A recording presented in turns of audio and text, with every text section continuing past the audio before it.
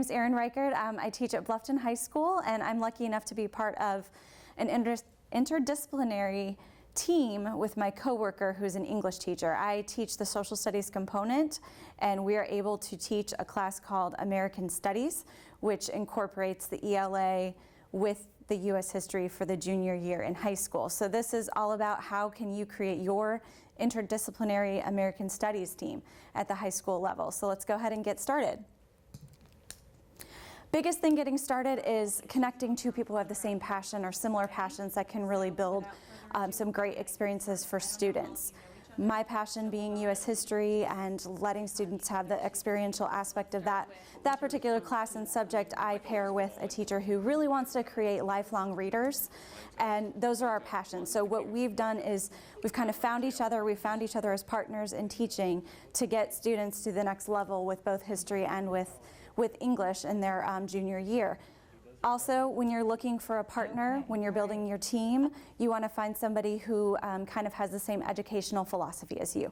My partner and I both are very committed to continuing to improve and creating a growth mindset both in ourselves and in our students. So we match together really well. It's hard sometimes to find that partner when you're creating your team. That, to me, is the very most important thing when you're creating your team. Find that partner that works really well with your philosophy, really well with your passion. Also, you want to look for a niche at your school. At our particular high school, we had a kind of a gap where students were, honors level students, but they were not quite to that AP level. So we saw that as a niche market, as a gap for students to really push up into that AP level class. So what we did is we went out and grabbed those students, who's not quite ready junior year for AP, but who wants to have a really rigorous curriculum still. So that's what we did at our school. Your niche might be something different, but we found that to be ours here at the school that we teach at. Working within your system. This is probably your biggest obstacle for your building your team. You really want to market your team. That could be not only with students, that needs to be with administration, it needs to be with guidance, it needs to be with parents, it needs to be with other teachers who might not see why your team is even necessary. They may not even understand why you're having this team approach at the high school level. A lot of it could have to do with scheduling problems. Conflicts over, students who want to be in certain math and science classes, but they can't take the U.S. history English classes. The different types of schedules can be obstacles. At our particular school, we are on a 4x4 schedule with a 90-minute block. So what we did to overcompensate or get past some of the obstacles with scheduling was we actually talked to guidance. We made sure that our team was scheduled first block where they both sets of students, we have 60 students on our team, both the 30 section, both of them were scheduled at the same time, first block. So 30 of our students are in English at any given moment, and then 30 of our students are in U.S. history, and we can combine them during that first block time. We do the same thing with third block. That's one variation of scheduling that you could do when you have your team, depending on the number of students that you have. When we were on A-B schedule with a 90-minute block, we would have one set of students on A day, one set of students on B day, and oftentimes we would, again, combine classes with that. So there's a lot of variations depending on your schedule, but you do want to make sure to really make sure you get with guidance, get with other people who are scheduling this team to make sure that they understand what your goals are, what your objectives are for your team. Also, you really want to emphasize to your administration as you're building your team, it's so important to have time planning. If you and your partner are not scheduled to plan together, as we all know as educators, there's not a lot of extra time to plan. So what we really had to make sure for the first couple times doing our team was we had the same planning period each day so that we could touch base, not only on developing curriculum, but reflecting on it, how did it go, assessing students together, thinking about how we could improve it for next year, tweaking things, talking about whether the activities were even effective or not, looking ahead to the next units, things like that. So the planning is so important to the success of your team. Without it, I think it'd be very difficult for your team to continue on. Choosing your clientele. This is the fun part, going and reaching those students who you think would benefit from your team. We, in particular, started kind of marketing our team long before it even started. We talked to parents that we knew of sophomores who were rising into the junior year.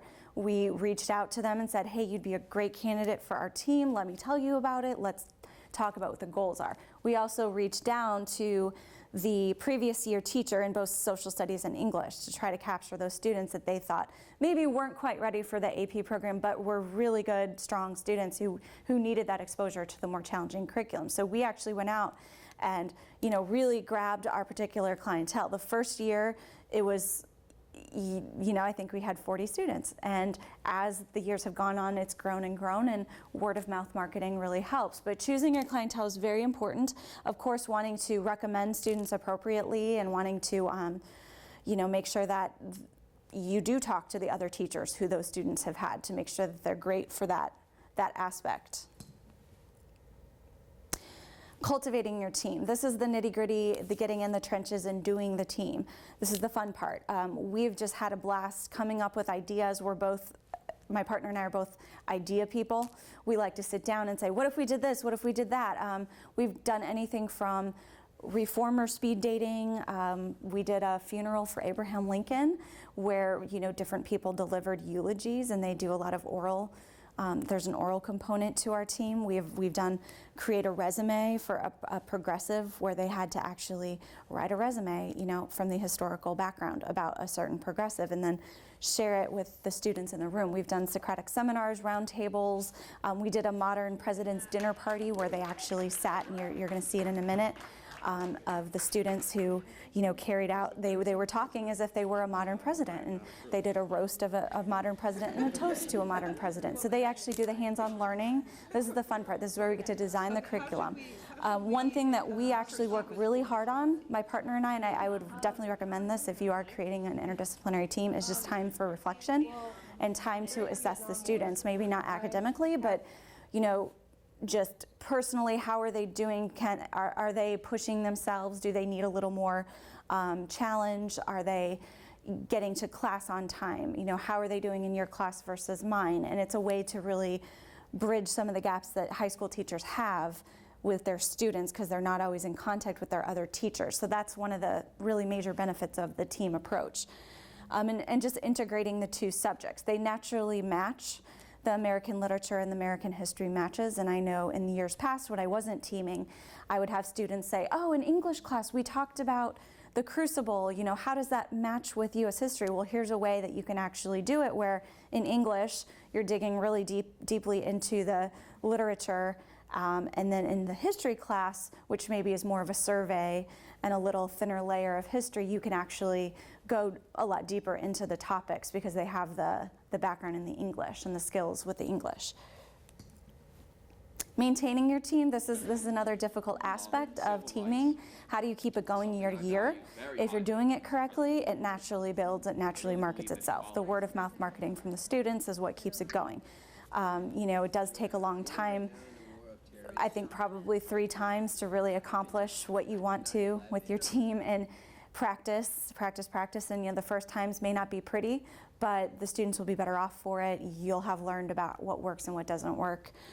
Really reflecting constantly with your partner. Was this actually effective? Did this lesson actually work? Did the students respond to it? Can we actually pull it off logistic? How can we improve the logistics with this lesson? And just remaining consistent. We can't have teachers switching in and out of the team year to year.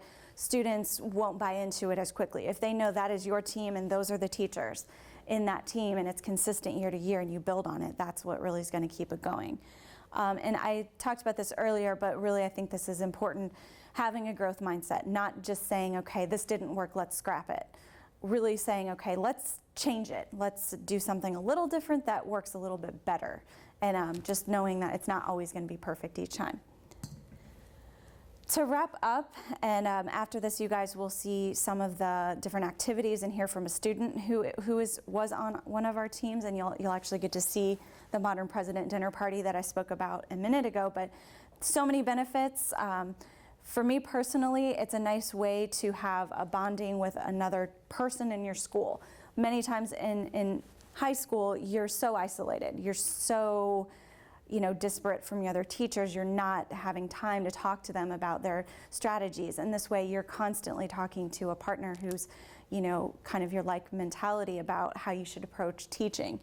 Obviously, a lot of fun can be embedded into a team, and just getting to do those creative, innovative ideas where you maybe wouldn't have had time for that in another type of class. So I hope you enjoy what you're seeing in our students, and we really enjoy teaming, and we think it's a great way to approach especially high school American history and American literature, and good luck with your team.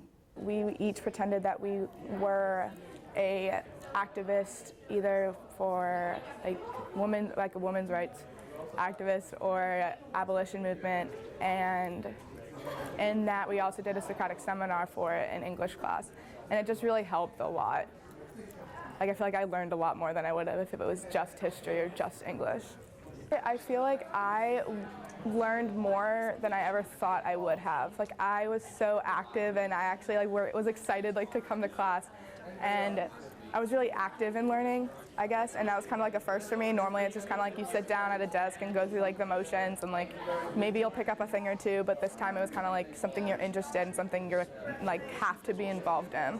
And I really like how they intermix, I guess you could say, because it makes it a lot easier when learning the material for history. And in the English class, we really go over Frederick Douglass and even Walt Whitman, and it kind of gives you a more in-depth understanding of the time periods and what was happening during those.